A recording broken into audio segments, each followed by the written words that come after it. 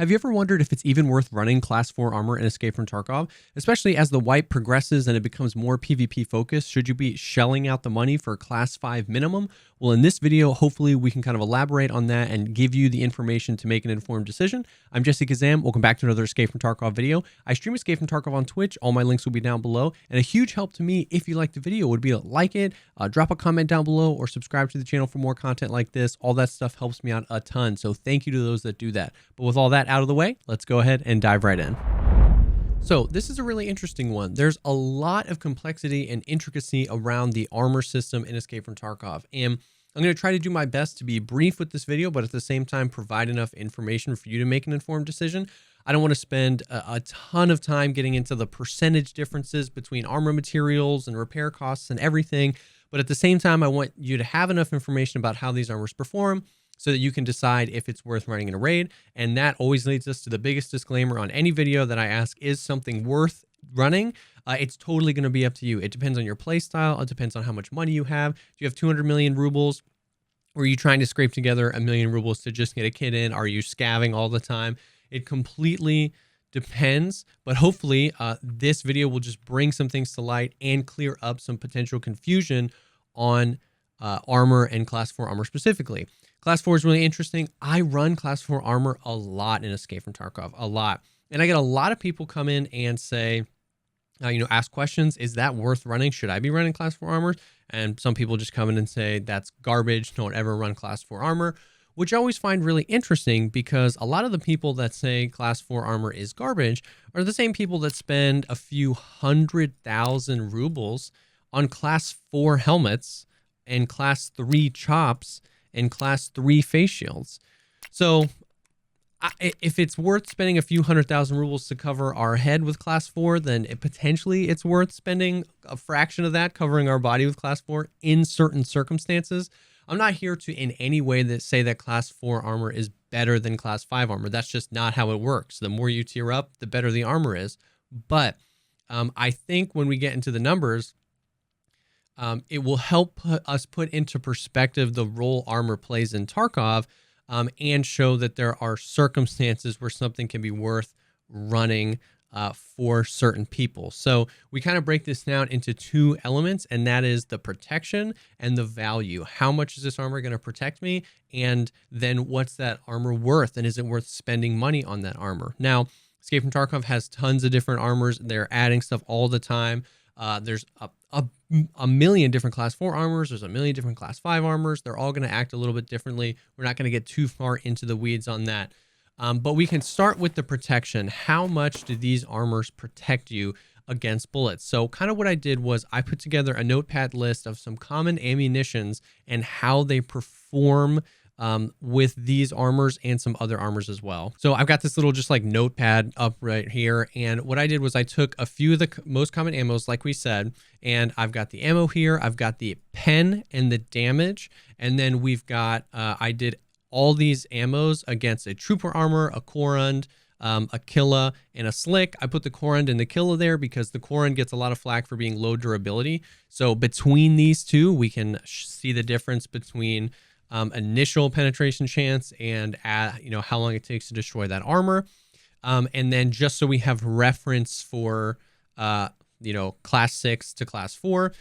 Like we said, there's a lot more armors than just the trooper armor for Class 4. It is one of the more popular ones because of its repairability, its high durability, its relative inexpensive. You can find them in stashes and on raiders, and they're pretty common. So I used the trooper, and we'll talk about the other Class 4s in a little bit. But and then I put the percent chance that the round has to penetrate on the first shot, and then how many shots it's going to take to basically get up to a 90% pen value.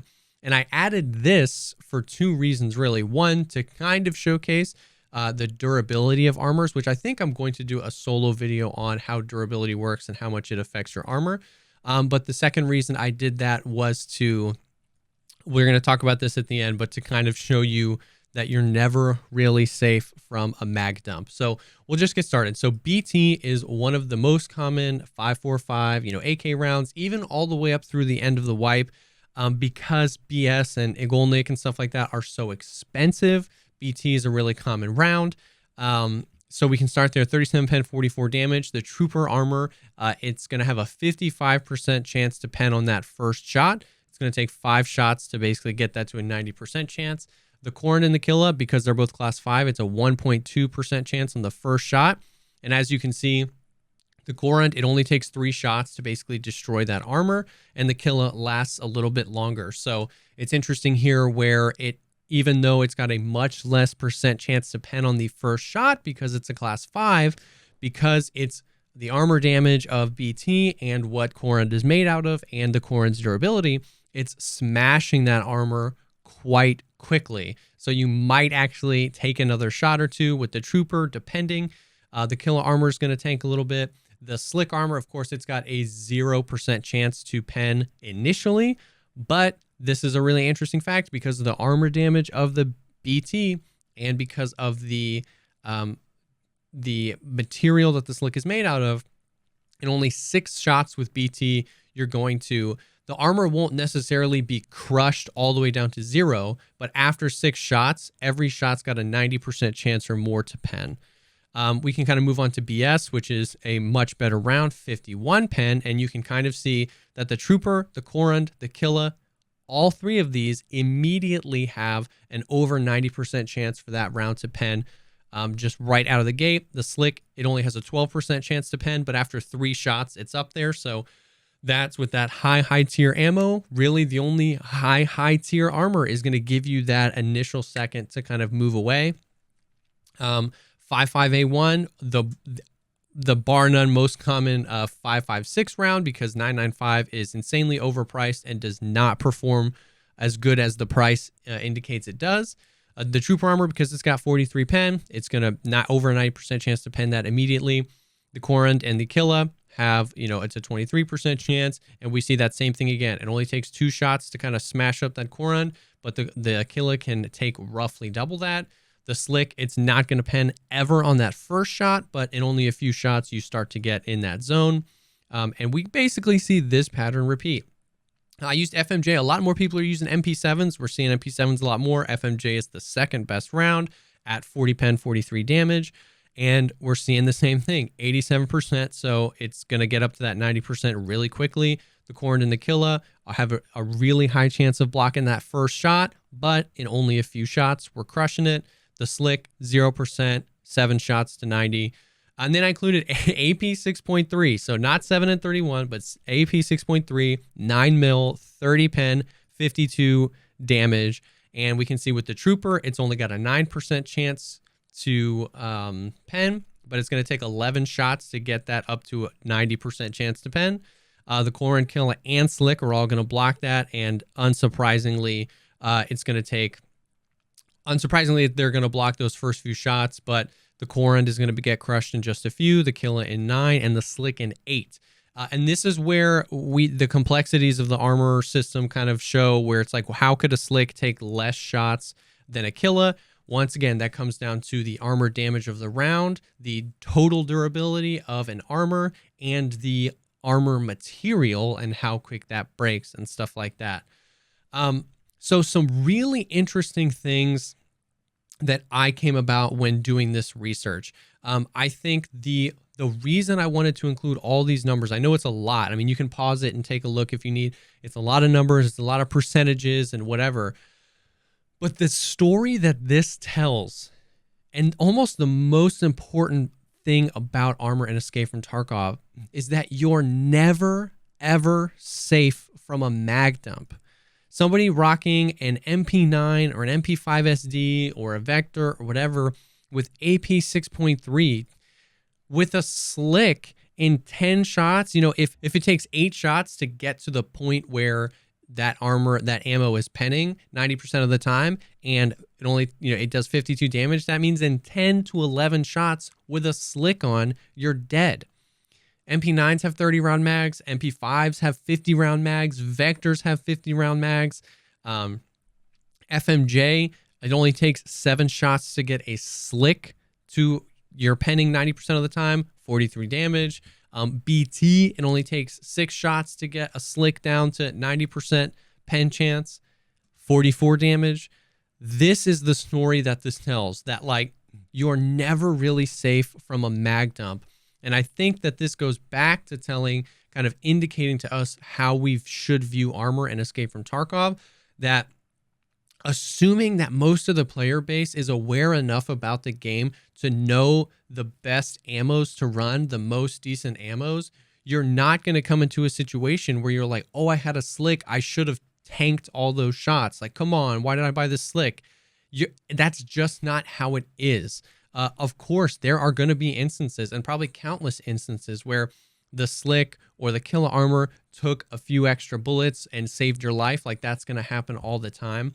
But learning to play Escape from Tarkov well, learning to position yourself well, learning to aim well, learning the maps, learning how to flank, learning how to move, learning how to stick with cover, those skills are going to save your life in Tarkov so much more than upping your tier of armor.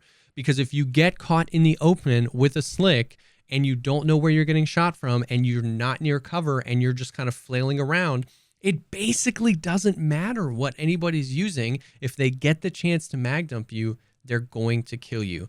Now, that being said, it's very clear that Class 4 armor is not nearly as good as Class 5 armor. The fact that 5.5A1, somebody can just 2-tap you to the chest, because that 5.5A1 is going to pierce right through the Class 4 armor, the Trooper armor, almost immediately, and then that second shot's going to kill you.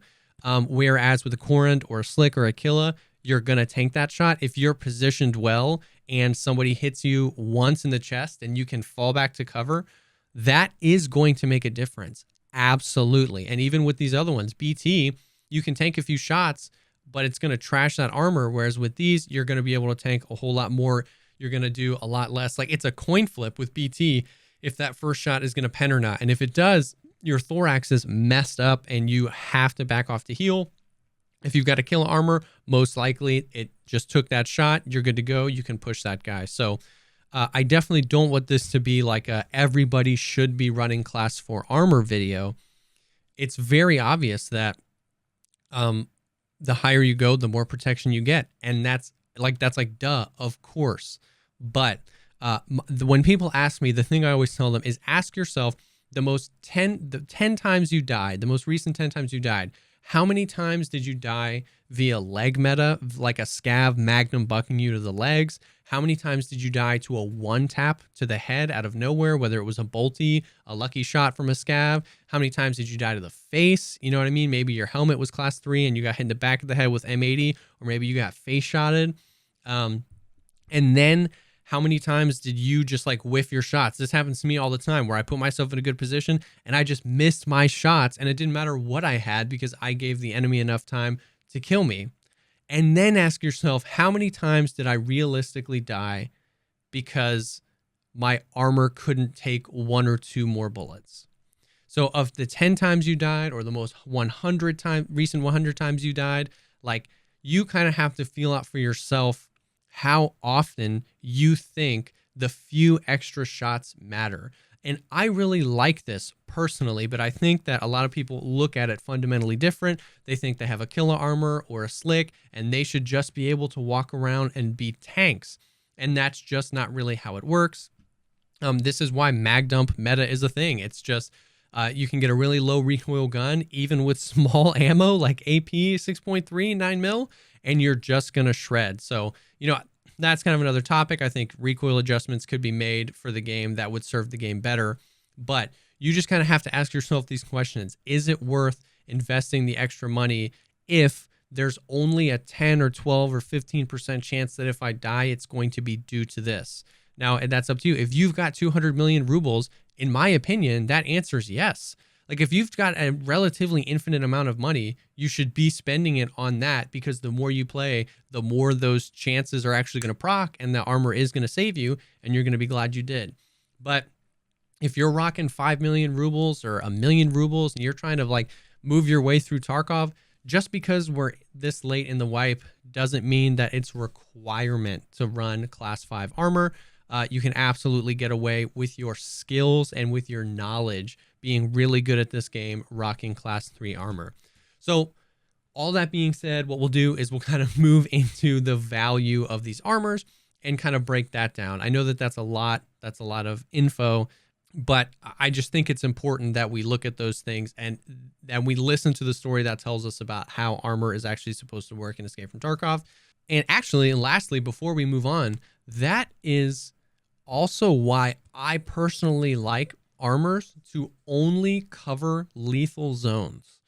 I don't like armors to cover my arms or my stomach. And a lot of people are still kind of up in the air about that. But I mean, we're talking only, but depending on the armor, 3 to 6 to 7, 8 shots to get a slick, a class 6 armor down to the durability where most ammos can pen at 90% of the time. If I can heal a limb with a CMS or a Survive 12, I want that limb exposed, because as we can see, every time you hit an armor, you're damaging the armor and you're significantly increasing the chance that the next shot pens.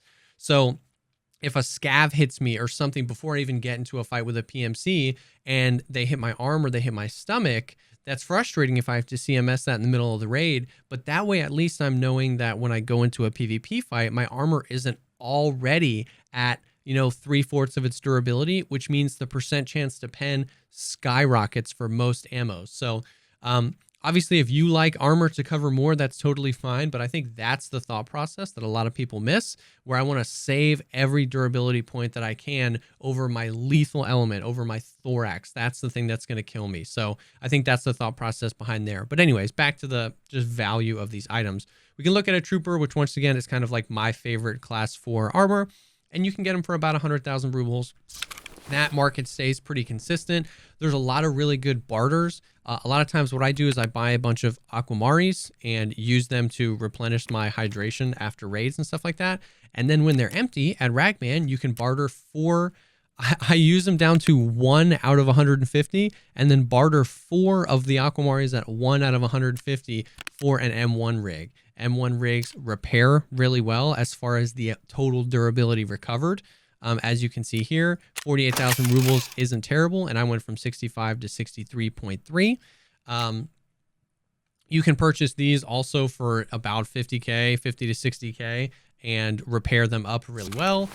Some other class 4 armors, one that surprised me a ton was that the AVS rigs, you can purchase an AVS rig for like 30K. Like this one, 27 out of 70. I don't know how well that's going to repair, but I bought this armor for 20,000 rubles and I can repair it for another 25,000 rubles, and I'm at a 60 durability AVS, which once again, we'd have to dive into Battle Buddy on how that is, but that's not bad for 20,000 rubles. Another super popular one is the one you can buy from Ragman, 50,000 rubles. You can buy it at Ragman level 2. So it's you can purchase this early, and it's a class 4 armor. It only has 40 armor points. So like when we were breaking down all that stuff with the Korund and how it had the same percent chance as a Killa armor to stop a bullet because it's the same class, but because the armor durability is lower, it takes less shots to kind of crunch up. So you're going to be the same thing here. I'm not saying this is bad at all. I actually run this a lot early wipe, but it's one of those things where it's only going to save you from a bullet or two, and then you basically have to ditch it because it's just not really serving you that well. So this is great, but only for a few shots, as are most armors though. So there's class 4, and there's a bunch of other class 4s. Some of these are class 4. There's more class 4 rigs that are pretty good that you can purchase or barter for, like the M2. There's a ton. Now we compare that to some of the pricing of class 5 and class 6. Early in the wipe, you could find Gen 4s for like 100,000 rubles, which was crazy. A lot of these really cheap ones are basically scams because the total durability is like, I would never run a 39 out of 39 Gen 4, especially not paying 100K for it. But for like 120, 130K, you can buy these and then repair them. They don't repair great. They repair pretty expensively. But there's that. Those are going to be basically the cheapest, because once we get up to some of the like more popular ones that repair really, really well and have a higher durability, it's going to get expensive. The Killa armors are, 200K. The great thing about them is they repair really, really well and take a lot of that, keep a lot of their durability. The AACPC I think. Yeah, the ACPC. These are arguably some of the best. They're the rig as well. They've got tons of storage. It only covers your thorax. It's got a decent durability at 60. They repair really, really well, but you're kind of paying for them. I think you can barter for these as well. Tactex, same. They only cover your thorax. They repair really well. You can purchase these for about 200,000 rubles. So we're kind of in that space where we're doubling. Whereas for 100,000 or less, you can get a pretty competent class 4 armor. To get a really solid class 5, you're going to be up there. Now, of course, we talked a lot about the Korund in this video, and you can get the Korund for, I believe it's 100,000 rubles or so. They've bumped it up a little bit, 112,000 rubles from Purpur. What level is that? Level 3. So it's once again, it's up to you to decide. The class 5 armor, the Korund is a lower durability. It's going to stop those first few bullets from much better ammo, but it's going to crunch a little bit easier. I think I did a whole video on the Korund. So, but that's available. Other than that, for a quality class 5 armor, you're looking at 200K or more. And then of course it scales up with slicks, 300 to 400,000 for slicks, 200 to 400,000 for hex grids, which are class 6 armors. So unsurprisingly, the value proposition, it's just like, it's going to protect you more, but it's going to cost you more. And it's really up to you to decide, do you want to spend 400,000 rubles on an armor that AP 6.3 can break down in 8 shots?